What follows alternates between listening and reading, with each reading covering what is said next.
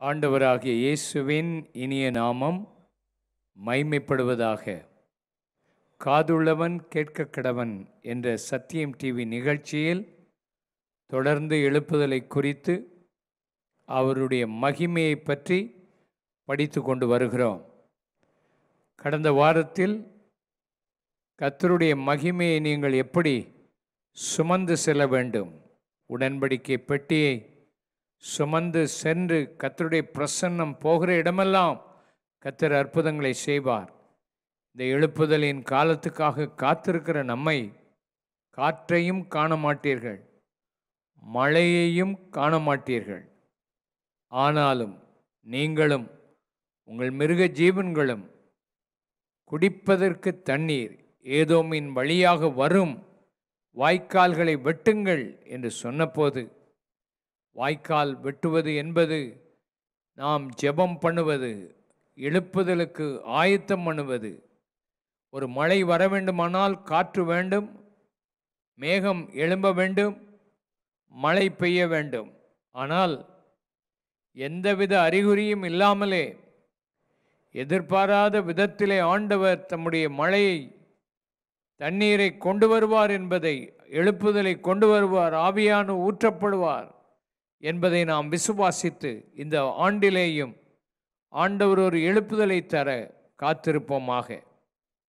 எழுப்புதல் வர வேண்டுமானால் ஒவ்வொரு விசுவாசியும் ஒவ்வொரு ஊழியரும் தனிப்பட்ட விதத்தில் ஜெபிக்க வேண்டும், தனியாக போய் ஜெபிக்க வேண்டும்.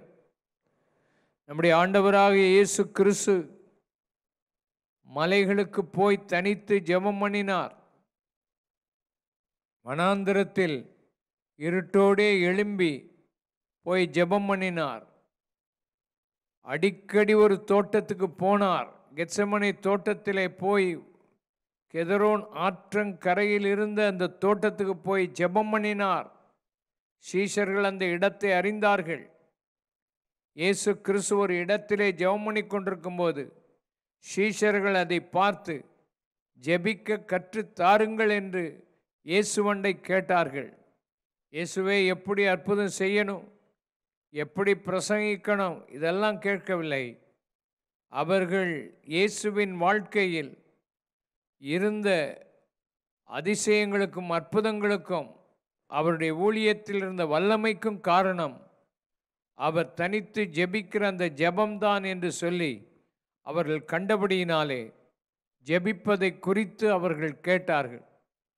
உங்கள் வாழ்க்கையிலும் என்னுடைய வாழ்க்கையிலும் அந்த ஜெப ஜீவியத்தை கற்றுக்கொண்டு ஜெபிப்பதற்கு நம்மை அர்ப்பணிப்போமே ஆனால் நிச்சயம் ஆண்டவர் பெரிய காரியங்களை செய்வார். ஜெபிப்பதற்குரிய 4 தூண்கள் என்று சொல்லி கடந்த வாரத்திலே ஞாயிறு ஆராதனையில் செய்தியை கேட்டிருப்பீர்கள். வாழ்க்கையிலே ஜெபிக்கக்கூடிய முக்கியமான காரியம், ஏன் ஜெபம் வரவில்லை? ஜெபம் நமக்குள்ளே செய்ய வேண்டும் என்ற ஆசை இருக்கிறது. ஆனால் அநேகம் பேருக்கு ஜெபிக்க தெரியவில்லை. நமக்கு பலவீனங்கள் இருக்கிறது. நாம் என்ன செய்ய வேண்டும், எப்படி ஜெபிக்க வேண்டும் என்று தெரியாமல் இருக்கிறோம். ஜெபத்தை பற்றி தவறான கருத்துக்கள் உள்ளே வைத்திருக்கிறோம். இதை ஒரு மத சடங்காக நாம் நினைத்து கொண்டிருப்பதினால் ஜெபிக்க முடியவில்லை. கர்த்தர் ஜெபத்தை, உன் ஜெபத்தை கேட்கறதுக்கு, உன் சத்தம் கேட்கறதுக்கு ரொம்ப பிரியமாக இருக்கிறார். நீ அவருடைய பிள்ளை, அவர் உன்னுடைய தகப்பன். அவருடைய சத்தம், உன் சத்தம் கேட்கணும் தகப்பனுக்கு. 2வது, ஆண்டவர் விசுவாசத்தோடு ஜெபிக்க சொல்கிறார். சிம்பிளாக ஜெபம் பண்ணு, விசுவாசத்தோடு நீ வா, எளிமையான ஒரு ஜெபத்தை செய், ஆண்டவர் உனக்கு வெளியரங்கமாக பதில் கொடுப்பார். 3வது, உன் வாழ்க்கையில் முக்கியமாக நீ ஜெபிப்பதற்கு ஆண்டவர், அவர் தாராளமாய் கொடுக்கிற தெய்வம். உன் ஜெபத்துக்கு நிச்சயம் பதில் கொடுப்பார், ஏராளமாய் உனக்கு செய்வார். என்னை நோக்கி நீ கூப்பிடு, நீ அறியாததும் எட்டாதமான பெரிய காரியங்களை நான் உனக்கு செய்வேன்னு சொல்கிறார். நான் மறு உத்தரவு கொடுப்பேன் என்று சொல்லுகிறார். நிச்சயம் ஆண்டவர் உன்னை ஆசீர்வதிப்பார். ஆண்டவரோடு நெருங்கி பழகி ஜெபிக்க விரும்புகிறார். உன்னை ஒரு நண்பன், அவருடைய நண்பனாக அவர் கருதுகிறார். நீ ஆண்டவரை எங்கேயோ எப்படியோ இருக்கிறான் என்று நினைக்காத. உன்னோடு நெருங்கி ஒரு நண்பனைப் போல பேச வருகிறார். அதை ஏற்றுக்கொள்வாயானால் வாழ்க்கையில் நல்ல ஜெப ஜீவியம், தாராளமாய் ஜெபிக்க ஆசையோடு கூட நீ இருப்பாய். அதனால் ஜெபம், தனி ஜெபம். இயேசு சீஷர்களோடு போனாலும் அவர்களை தனியாக இருக்க வைத்துவிட்டு அவர் தள்ளி போய் ஜெபம் பண்ணினார் என்பதை வேதத்தில் வாசிக்கிறோம். மறுரூப மலையில் அவர் தனித்து ஜெபிக்கிறார். கெத்செமனே தோட்டத்தில் அவர் தனித்து ஜெபிக்கிறார். அவர் அதிகாலையில் இருட்டோடு எழும்பி போகும்போது சீஷர்களை கூட்டிக் கொண்டு போகவில்லை, தனியாக போய் அவர் ஜெபம் பண்ணுகிறார். பிதாவே, நான் என்ன செய்யணும்? எந்த ஊருக்கு நான் போகணும்? இன்றைக்கு யாரை சந்திக்கணும்? எப்படி நான் உமக்கு மகிமையை கொடுப்பேன்? இதெல்லாம் அவருடைய ஜெபம். தனித்து அவர் காத்திருந்து ஜெபித்தது போல உன் வாழ்க்கையில் ஜெபிக்க கர்த்தர் உன்னை அழைக்கிறார். 2 ராஜாக்களின் புஸ்தகம் 9ஆம் அதிகாரம் 1 முதல் 3 வசனங்களை வாசிப்போம். உன் தனி அறைக்குள் நீ பிரவேசித்து ஜெபம் பண்ணு என்கிற வார்த்தையை கேட்போம். அப்பொழுது தீர்க்கதரிசியாகிய எலிசா தீர்க்கதரிசியின் புத்திரர் ஒருவனை அழைத்து, நீ இடைக்கட்டி கொண்டு இந்த தைல குப்பியை உன் கையில் எடுத்துக்கொண்டு கீலேயாத்துள்ள ராமோத்துக்கு போ. நீ அங்கே சேர்ந்தபோது நிம்சியின் மகனான யோசபாத்தின் குமாரன் யெகூ எங்கே இருக்கிறான் என்று பார்த்து அங்கே உட்பிரவேசித்து அவனை தன் சகோதரரின் நடுவிலிருந்து எழுந்திருக்க பண்ணி அவனை உள்ளான ஒரு அறையிலே அழைத்து கொண்டு போய் தைலக்குப்பியை எடுத்து உன் தலையின் மேல் வார்த்து உன்னை இஸ்ரவேலின் மேல் ராஜாவாக அபிஷேகம் பண்ணினேன் என்று கர்த்தர் சொல்லுகிறார் என்று சொல்லி கதவை திறந்து தாமதியாமல் ஓடிப்போய் என்றான். எலியாவுக்கு ஆண்டவர் 3 காரியங்களை செய்யும்படி சொன்னார்.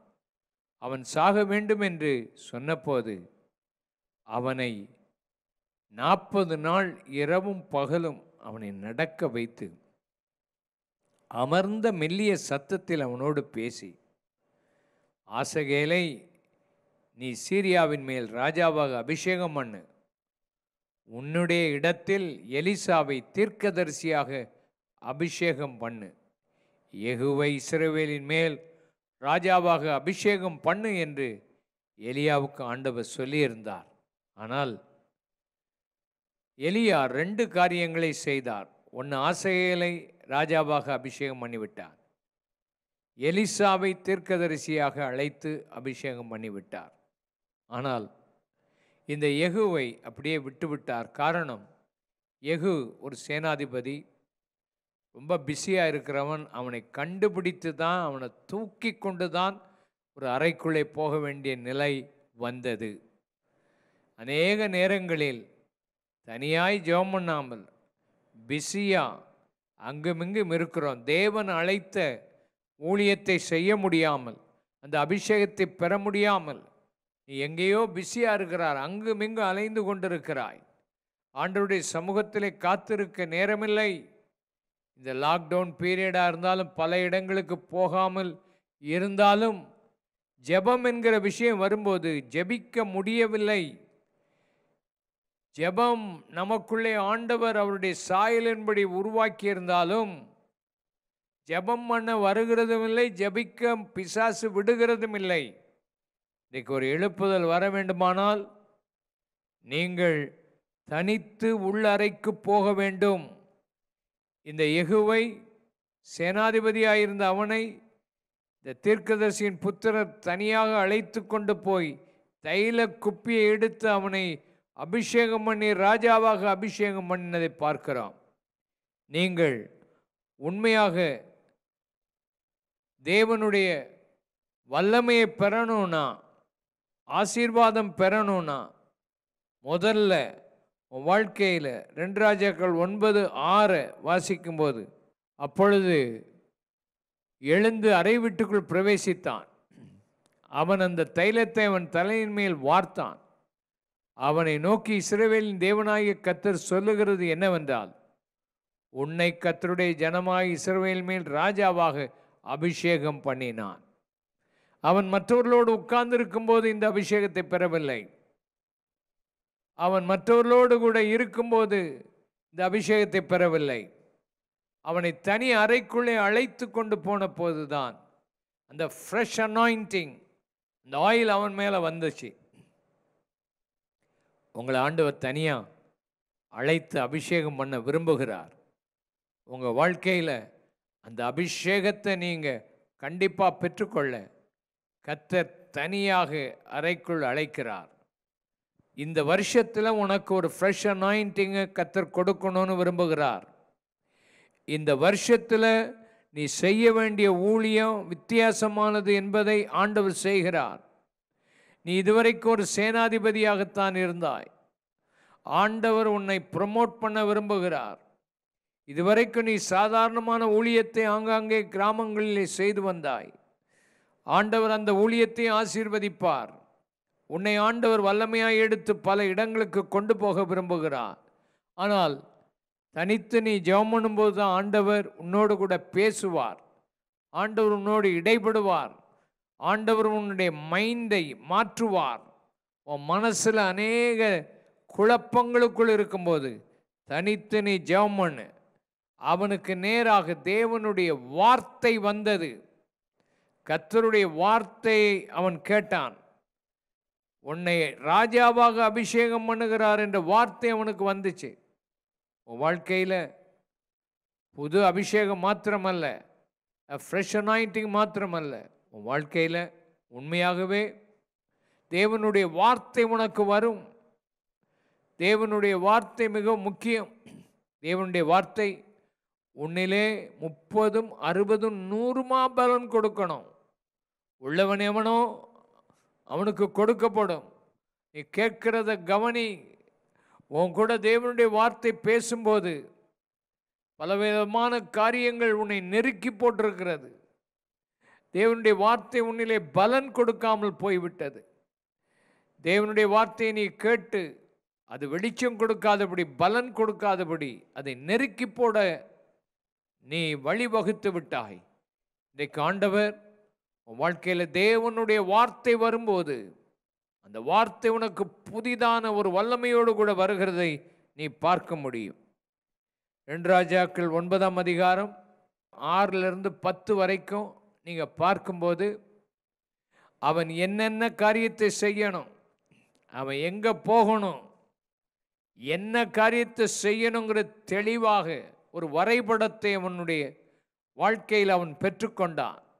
அவனுடைய முக்கியமான வேலை ஆகாபின் குடும்பத்தில் இருக்கிற அத்தனை பேரையும், ஆகாபின் குடும்பத்தில் இருக்கிற சுவரில் நீர்விடும் நாய் முதற்கொண்டு வேறறுக்கப்பட வேண்டும். அவ்வளவு பயங்கரமான காரியத்தை ஆகாபும் யேசபேலும் செய்திருக்கிறார்கள். முழு தேவ ஜனத்தையும் பாகாலின் வணக்கத்துக்கு மாற்றி போட்டார்கள். ஆகையினாலே ஆண்டவர் எலியாவை கொண்டு சொன்ன காரியங்கள் நடைபெற வேண்டியதிருந்தது. அதை நடத்துவதற்குத்தான் யெகூவை தனியாக அழைத்து அபிஷேகம் பண்ணியிருக்கிறார். உன் வாழ்க்கையை கொண்டு, உன்னை கொண்டு, உன்னுடைய ஊரிலே, உன்னுடைய தேசத்திலே, உன்னுடைய பட்டணத்திலே, நீ இருக்கிற இடத்துல ஆண்டவர் சில காரியங்களை செய்யணும்னு உன்னை கொண்டு திட்டம் வைத்திருக்கிறார். உன்னை கொண்டுதான் அதை செய்யணும்னு விரும்புகிறார். அவர் சொன்ன காரியத்தை நீ நிறைவேற்று விசுவாசத்தோடு. யோனாவை கொண்டு நினிவே பட்டணத்தை ரட்சிக்க வேண்டும் என்று தேவன் திட்டம் வைத்திருந்தார். யோனாவே, நீ எங்க ஊருக்கு போனாலும் சரி, உன்னை திரும்ப கொண்டு வர்றதுக்கு அவரே கப்பலை நியமிப்பார். மீனின் வயிற்றை உனக்கென்று ஆயத்தப்படுத்துவார். உன்னை கொண்டு வருவார். நீ பேசுகிற ஒரு வார்த்தை முழு பட்டணத்தையும் ரட்சிப்பதற்கு ஆண்டவர் வச்சிருக்க திட்டம் நிறைவேறும். திட்டம் நிறைவேறும். கைகளை உயர்த்தி, ஆண்டவரே, என்னை கொண்டு நீர் என்ன செய்யணும்னு திட்டம் வைத்திருக்கிறீரோ அந்த திட்டத்தை நான் அறிந்து கொள்ள தனி அறைக்கு நான் வருகிறேன், என்னோடு பேசும். மோசே தேவ சமூகத்தில் காத்திருந்த போது எப்படி ஆசரிப்பு கூடாரத்தின் ஒவ்வொரு அணுவான சின்ன காரியங்களை செய்யணும்னு விளக்கமாய் கிட்டத்தட்ட 40 நாட்கள் எடுத்து ஆண்டவர் அவனோடு பேசினது போல தெளிவாய் கர்த்தர் விளக்கி உனக்கு காண்பிக்க விரும்புகிறார். நீ செய்கிற அந்த ஊழியத்துக்காக தோத்திரம். ஆண்டவர் நீ செய்கிற ஊழியத்தில் இன்னும் வித்தியாசமாய் ஆண்டவர் கொண்டு வரப்போகிறார். உன் குடும்பம் வித்தியாசமானது. உன் குடும்ப வாழ்க்கையில் கர்த்தர் வித்தியாசத்தை கொண்டு வரப்போகிறார். தெய்வ சமூகத்தில் நீ காத்திரு. உன்னுடைய பர்பஸ் என்ன என்பதை ஆண்டவர் உனக்கு விளக்கி காண்பிப்பார். ஆண்டவர் செய்ய நினைக்கிற காரியம் என்ன? ஆகாப், எசபேல் போன்ற பயங்கரமான கொடுமையான ஆட்சி செய்த அந்த மக்களுடைய கொடும் செயல்கள் ஆண்டவர் நிச்சயம் நியாயம் தீர்ப்பார். நாபோத் என்கிற மனிதனுடைய திராட்சை தோட்டத்தை எடுக்க ஏசபேலின் ஆலோசனையை கேட்டு சலித்து போய் படுத்திருந்த அவன் எழும்பி அந்த திட்டத்துக்கு தன்னை அர்ப்பணித்து நாபோத்தின் திராட்சை தோட்டத்தை எடுக்க போனவனை ஆண்டவர் கண்டுபிடிக்கவில்லையா? நாபோத்தின் திராட்சை தோட்டத்திலே அந்த அவனுடைய இரத்தம் எங்கே சிந்தப்பட்டதோ அதே இடத்துல அவனுடைய இரத்தமும் சிந்தப்படும் என்று சொல்லப்பட்டபடியே நடந்தது. இதெல்லாம் நிறைவேற்றுவதற்கு தான் ஆண்டவர் தெரிந்தெடுக்கிறார். சாத்தானையும் அவனுடைய கிரியைகளையும் ஆண்டவர் அழிப்பார், முற்றிலும் வேறறுப்பார். உன்னை கொண்டு உன் பட்டணத்தில் இருக்கிற இருளை மாற்றுவார். பிசாசின் செயல்களெல்லாம் மாற்றப்படும். கர்த்தர் அதற்காகத்தான் உன்னை இந்த நேரத்தில் வைத்திருக்கிறார் என்பதை அறிந்து கொள். அதற்கு பின்பு இவனை அபிஷேகம் பண்ணின பின்பு அவன் அறையை விட்டு வெளியே வந்த போது மற்ற சேனாதிபதிகள் அவனோடு கூட உட்கார்ந்திருந்தவர்கள் அவன் என்ன சொன்னான் என்று சொன்னபோது, ராஜாவாக என்னை அபிஷேகம் பண்ணினார் என்று சொன்னவுடனே எல்லாரும் எக்காலத்தை ஊதி பெரிய கொண்டாட்டத்தை கொண்டாடினார்கள். யெகூவை ராஜாவாக மாற்றினார்கள், கொண்டாடினார்கள், சந்தோஷப்பட்டார்கள். உன் வாழ்க்கையிலேயும் ஆண்டவர் அழைத்த அழைப்பை நீ பெறும்போது, ஆண்டவர் கொடுத்த காரியங்களை நிறைவேற்ற உன்னை ஆயத்தப்படுத்தும் போது மற்றவர்கள் உன்னோடு இணைந்து கொண்டாடுவார்கள். மற்றவர்கள் உன்னோடு இணைந்து கொண்டாடுகிற நாட்கள் உண்டு. ஆகையினால தைரியமாயிரு, விசுவாசமாயிரு, மகிழ்ச்சியாயிரு. கர்த்தர் உன்னை கொண்டு பெரிய காரியங்களை செய்வார்.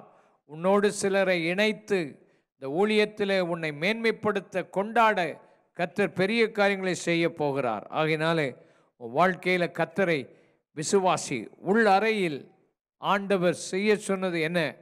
மத்தேயு 6:6 நாம் பார்ப்போம். நீயோ ஜெபம் பண்ணும்போது உன் அறை வீட்டுக்குள்ளே பிரவேசித்து உன் கதவை பூட்டி அந்தரங்கத்திற்கும் பிதாவை நோக்கி ஜெபம் பண்ணு. அப்பொழுது அந்தரங்கத்தில் பார்க்கிற உன் பிதா உனக்கு வெளியரங்கமாய் உனக்கு பலன் அளிப்பார். நீ அறை வீட்டுக்குள்ளே போய் பிரவேசித்து நீ உள்ளே ஜெபம் பண்ணும்போது கர்த்தர் வெளியரங்கமாய் உனக்கு பதில் அளிக்கிற ஒரு தேவன். சிறு வயதாக இருக்கும்போது, 9 வயதாக இருக்கும்போது என் வாழ்க்கையில் நான் வேதத்தில் இந்த வசனத்தை படித்தேன். பிபிஎஸ்ல எனக்கு சொல்லி கொடுத்தார்கள். அந்த சின்ன வயசில் நான் என் வீட்டுக்கு போய் ஒரு அறையை பூட்டி கொண்டு ஜன்னலெல்லாம் பூட்டினேன். இருட்டாயிட்டு ஒரு சின்ன பல்பு மாத்திரம் இருந்துச்சு. லைட்டை போட்டுட்டு முழங்கால் படிட்டு அந்த இடத்துல அவரை நோக்கி நான் ஜெபம் பண்ணேன். அந்த நேரம் சொல்லி முடியாத ஒரு பெரிய சந்தோஷம் எனக்கு வந்துச்சு. அந்த கதவை திறந்துட்டு ஒரு தனி காட்டுக்குள்ளே போய் ஒரு இடத்துல உட்கார்ந்து ஜெபம் பண்ணேன். உங்கள் வாழ்க்கையில் இப்படிப்பட்ட நேரம்தான் ஆண்டவர் சந்தித்த அந்த நேரம் எனக்கு ஒரு பாடலை கொடுத்தார். ஆண்டவர் கொடுத்த பாடல், என்ன வந்தாலும் நான் உம்மை பின்பற்றுவேன் ஆண்டவரே, ஆண்டவரே நீர்தான் என்னுடைய ஜீவன் என்று சொல்லி அவரோடு இணைந்து இந்த பாடலை பாடி ஒரு மகிழ்ச்சி அந்த சின்ன வயசுலே கர்த்தர் கொடுத்தார். தனித்து ஜெபம் பண்ணி கர்த்தரோட மகிழ்ந்திருக்க கர்த்தர் உன்னை அழைக்கிறார். அறை வீட்டுக்குள் போ, வெளியரங்கமாக உனக்கு பலன் வரும் என்று வேதம் சொல்லுகிறது. ஏசாயா 26:20 வாசிங்க. ஏசாயா 26:20, என் ஜனமே நீ போய் உன் அறைக்குள்ளே பிரவேசி, உன் கதவுகளை பூட்டி கொண்டு சினம் கடந்து போக மட்டும் கொஞ்ச நேரம் நீ ஒளித்துக்கொள் என்று ஆண்டவர் சொல்லுகிறார். இந்த பயங்கரமான கொரோனா வைரஸ் உலகமெங்கிலும் மக்களை தாக்கி கொண்டிருக்கும் போது வீடுகளை விட்டு வெளியே வர வேண்டாம், போக வேண்டாம், வீட்டுக்குள்ளே இருங்க, கவனமாக இருங்க, இதெல்லாம் சொல்கிறத பார்க்குறோம்.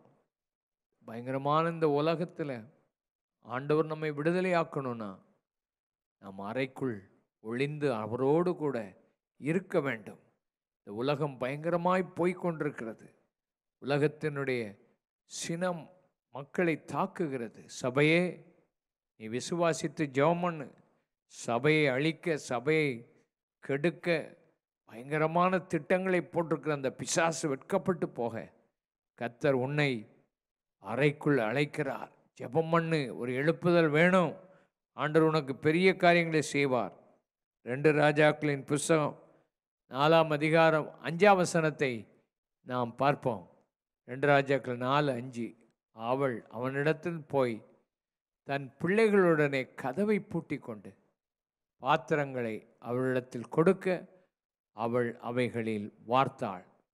ஒரு பெண், ஒரு தீர்க்கதரிசியினுடைய மனைவிதான். ஆனால் அவள் என்ன செய்தாள்? அவள் எலிசா தீர்க்கதரிசியின் இடத்துல வந்தாள். வந்து, என் கணவன் ஒரு தீர்க்கதரிசி, அவர் எங்களை கடனில் விட்டுட்டு போயிட்டார், என் பிள்ளைகளையும் கடன்காரன் அடிமைப்படுத்த வந்து விட்டான், நான் என்ன செய்யணும்னு சொல்லி கேட்டப்போ, உங்ககிட்ட என்ன இருக்குதுன்னு கேட்டான். ஒரு குடம் எண்ணெய் தான் சொன்னார். அந்த குடம் எண்ணெயை எடுத்துகிட்டு போய் வீட்டுக்குள்ளே யாரையே பூட்டி உன் பிள்ளைகளோடு இருந்து வெறும் பாத்திரங்களை வாங்கி அதை நிரப்பிக்கிட்டே இரு, உனக்கு உன் கடனெல்லாம் தீரும் மட்டும் அந்த எண்ணெய் குறையாமல் இருக்கும் போ என்று சொன்னான். அவள் போய் தன் அறையை பூட்டி கொண்டு வெறும் பாத்திரங்களையெல்லாம் வாங்கி தன் பிள்ளையோடு ஜெபம் பண்ணான். இன்னைக்கு உன் குடும்பமாக ஜெபம் பண்ணு. உன் மனைவி ஒரு பக்கம், நீ ஒரு பக்கம், உன் பிள்ளைகள் ஒரு பக்கம். பிசாசு சீர்கட்டு போகிறான், சீரழிச்சு போகிறான், குடும்பங்களை கெடுக்கிறான். அருமையானவர்களே, உன் குடும்பம் நல்லா இருக்கணும், நீங்கள் ஒருமனப்படணும். உங்ககிட்ட என்ன இருக்குதோ அதை எடுத்து ஆண்டவர் பயன்படுத்துவார். உன் வீட்டில் இருக்க எல்லாமே போய்விட்டது, ஆனால் உன் மேலே இருக்கிற அபிஷேகம், கர்த்தர் கொடுத்த ஆவியானவர், கர்த்தர் கொடுத்த பிரசன்னம் உன்னை விட்டு போயிடக்கூடாது. அந்த ஒரு கூட எண்ணெயை நீ இழக்காமல் வைத்திருந்ததுக்காக தோத்திரம். உன்னை விட்டு விலகாத தேவ சமூகம் இன்றைக்கு உன்னை நிரப்ப போதுமானதாக இருக்கிறது. இன்னைக்கு ஆண்டவர் அந்த வீட்டுக்குள்ளே இருக்கிற அந்த இடத்துல ஆண்டவர் அற்புதம் செய்கிறார். எண்ணெய், அந்த ஒரு குடம் எண்ணெய் தான், அதை ஊற்றிக்கிட்டே இருக்க இருக்க இருக்க இருக்க பாத்திரம் வர வர வர நிரப்புகிறார். பக்கத்து வீட்டு பாத்திரங்களை எல்லாம் நிரப்பணும்னு விரும்புகிறார். உன் பக்கத்து வீட்டில் உள்ளவங்களெல்லாம் ஆசீர்வதிக்கணும்னு விரும்புகிறார். உன்னையும் ஆசீர்வதிக்க விரும்புகிறார். உன் கடனெல்லாம் தீரணும், உன்னுடைய பிள்ளைகள் விடுதலையாக இருக்கணும். ஆண்டவர் உன்னை கைவிட மாட்டார், அற்புதம் செய்வார். அவர் உன்னை வெட்கப்படுத்த மாட்டார். தேவ சமூகத்தில் காத்திரு, கர்த்தர் உன்னை ஆசீர்வதிக்கிறதை நீ காண முடியும். வீட்டுக்குள்ளே நீ செய்கிற ஜெபம் வெறுமையாக போகாது. உன் வீட்டை கர்த்தர் ஆசீர்வதிக்கிறத உன் வாழ்க்கையில் நீ காண முடியும். அதனால் ஆண்டவர் உன் அறையை போட்டு ஆண்டவர் பெரிய காரியங்களை செய்கிறதை காண முடியும். நீங்கள் 2 ராஜாக்களின் புஸ்தகம் 4ஆம் அதிகாரம் 35ஆம் வசனத்தை வாசிப்போம். அவன் எழுந்து அறை வீட்டில் இங்கும் இங்கும் உலாவி திரும்ப கிட்ட போய் அந்த பிள்ளையின் மேல் குப்புறப்படுத்தான்.